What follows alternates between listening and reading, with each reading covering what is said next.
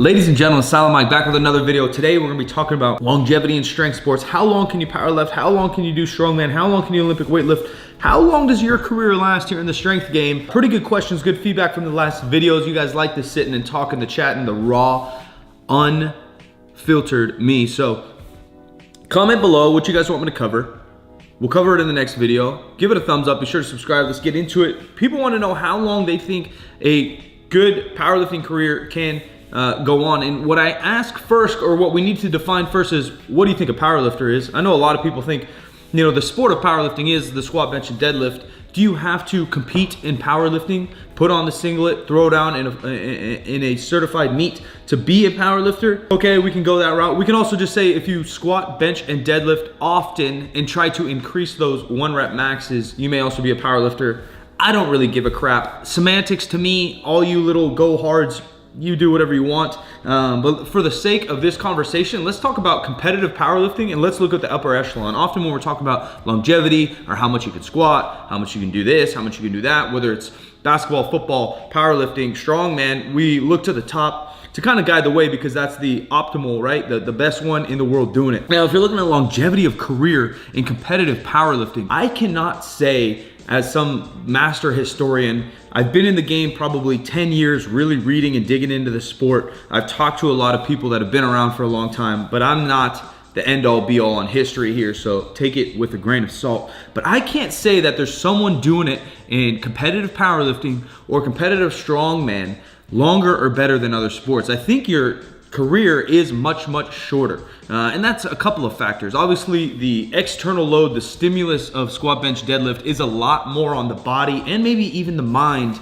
arguably, than other sports. You know, basketball takes a beating on your body, but there's guys that have been in the NBA for 21 plus years or 20 plus years, being the absolute best on the entire planet. The Kobe Bryants, the Kareem Abdul-Jabbars, the Jason Kidds. These guys have played 20 years at the highest level of basketball, and that's 20 years getting paid.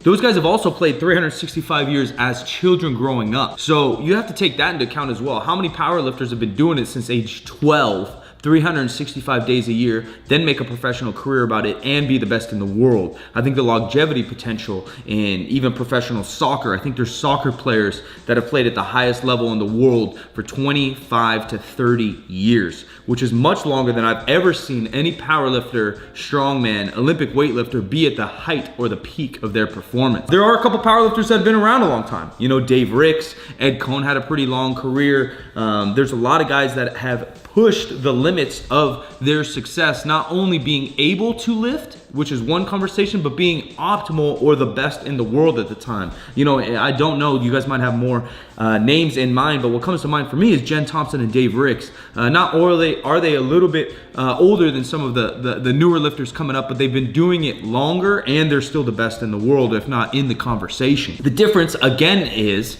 even you know, interviewing Jen for a while on different podcasts, she hasn't power lifted since she was 12. So the longevity then is obviously much less. She's done it for maybe 10, 12 years, really competitive, 10, maybe 20 years, really competitive. But how long you've been doing that sport and how long you've been at the top is much less than football, basketball, soccer, etc. Football, I guess, is a little bit less than basketball and soccer, but you get what I'm saying. Strongman's another one. How many people have been at the top peak of the sport, peak performance for that long? I think, you know, Brian Shaw's had a hell of a career doing it all through his 20s, and now he's in his mid-30s, still very competitive, still staying healthy. Puchanowski, a couple others, Zadrunas, there's a couple guys that have had long careers, but long in strongman might be 8, 9, 10 years being competitive or in the conversation. And again, majority of those guys either started out as a gym bro or played a different sport. I believe Brian played college growing up. I believe Eddie Hall was a swimmer growing up. It's not like they were doing strongman. So the conversation is so different than other sports. When you compare it to other sports, the longevity of powerlifting or strongman, I don't think it's there. The next step I want to get into is the longevity of all these sports or all of these athletes in particular. I'm no scientist, I just think logically, and the reason LeBron James, the reason Brian Shaw are the best in the world, not only are they talented, not only are they genetic freaks, not only do they put in the hard work, but to put in the hard work as a genetic freak for a long period of time is part of your freakiness. There's a reason that LeBron James and Brian Shaw are less likely to get injured, because they're stronger and they have better talents or work ethic, whatever you want to throw at them, than the average strongman, basketball player, powerlifter, etc. The more freaky you are, it doesn't directly just say like you're more powerful. The chances are, if you have stronger ligaments, stronger bones, stronger muscles, you can adapt to stimulus better, chances are you're going to get also less injured. So your career would be longer. So there's chances of, you know, the average human walking down the street to have a very long career in powerlifting, let alone even have a career in powerlifting, because you don't get paid, moving on to a higher level, the chances start to get lower. Again, in strength sports, the chances start to get lower as well. One, less freaks are playing these sports because other ones are paying you, so people are going on, or at least have some honor of heading to the Olympics, so they're doing Olympic weightlifting, maybe even football. The talent pool in these sports is starting to grow slightly just because of the popularity of the sport. So the chances are that if you were a freak in 2012 in powerlifting, you're no longer that freak. You're very mediocre because the pool has grown and different freaks have shown up and found squat, bench, deadlift, and they're much stronger than you, and they're gonna outlast you most likely as well, again, because they're stronger than you and their genetics say so. Now, if we're talking the casual lifter that likes to do some squat, bench, deadlift, doesn't hit the gas so hard, takes some time off, has really smart programming, good warm-up routine, good nutrition and sleep, can you make a lifelong career out of powerlifting?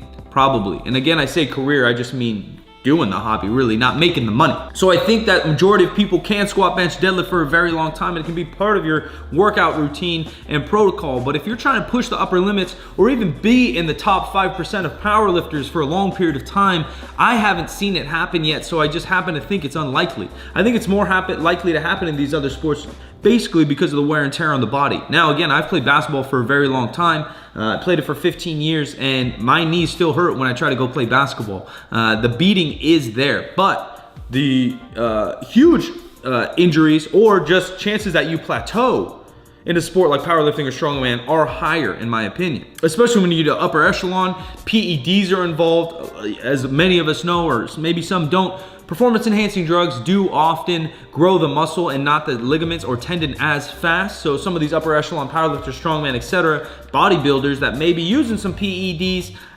will have chances of tearing a muscle a little bit greater than someone who doesn't take those type of enhancements. Those injuries obviously will add up and slow your range of motion, slow your strength, slow your progress over time, as well as obviously the ultimate beating of just stimulus and progressive overload over time. What does this all mean for me? What does it all mean for you? That's kind of up for you to decide how hard you want to push something, where you want to take something. Again, these sports don't really pay off. Everyone thinks it's cool to, deadlift 600, 700, 800 pounds on Instagram, and all of a sudden you're going to be famous and having a check and getting supplement sponsors left and right.